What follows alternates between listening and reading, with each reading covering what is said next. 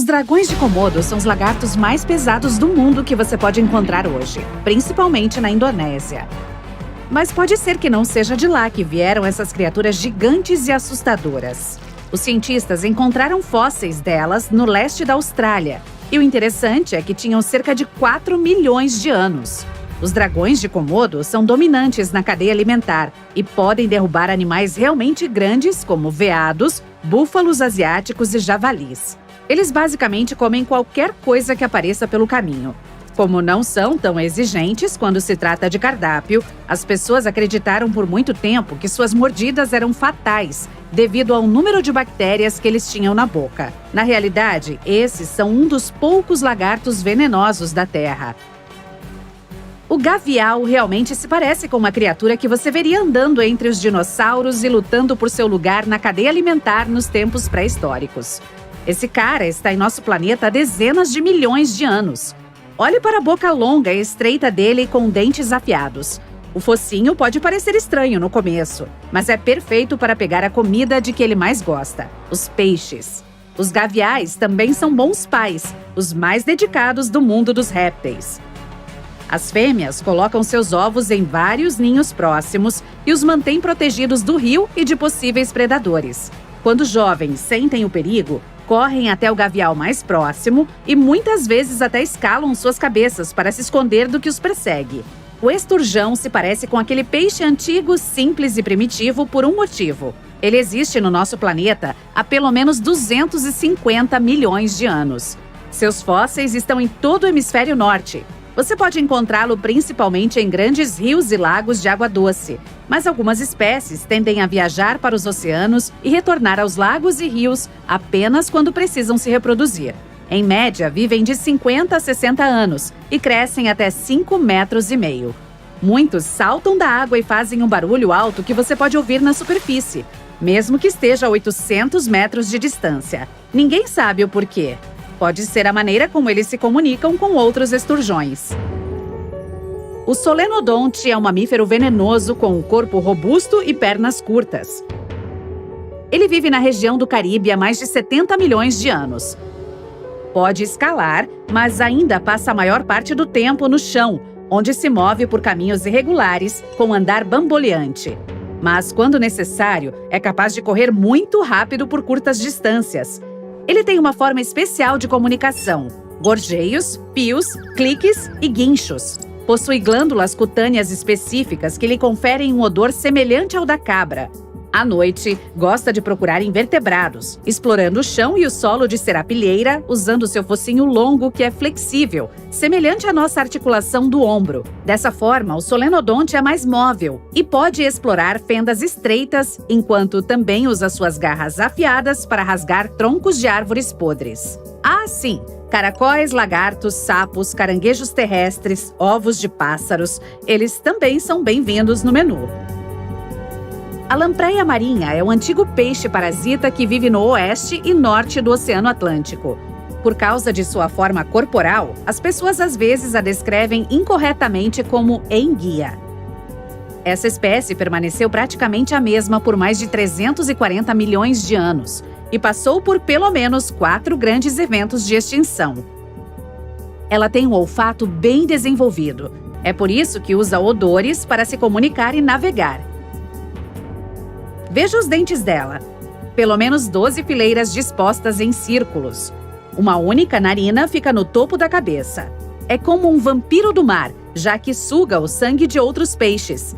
Algumas espécies de lampreias não são carnívoras. E, o que é loucura, não comem nada. Elas apenas vivem da energia que armazenaram nos tempos em que eram jovens e se alimentavam. Você deve admitir que a equidna é uma gracinha. Embora um pouco bizarra e uma contradição ambulante. Primeiro, ela parece uma mistura entre um tamanduá, um texugo e um porco-espinho. É um mamífero, mas um tipo primitivo que põe ovos. O único mamífero vivo que é chamado de monotremado é o ornitorrinco. Além disso, a equidna também é classificada como bico longo, embora não tenha bicos, apenas um nariz carnudo que pode ser bastante curto ou longo.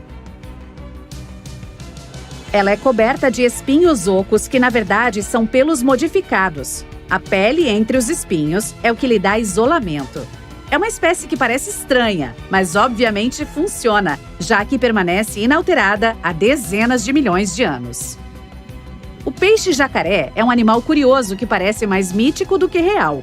Ele não é uma mistura de carpa e crocodilo, nem parente dos jacarés. Mas veja seus dentes afiados e a cabeça de crocodilo. É fácil ver de onde vem o nome. Ele tem mais de 150 milhões de anos. É a maior espécie de peixe da América do Norte, que passa quase todo o seu tempo na água doce.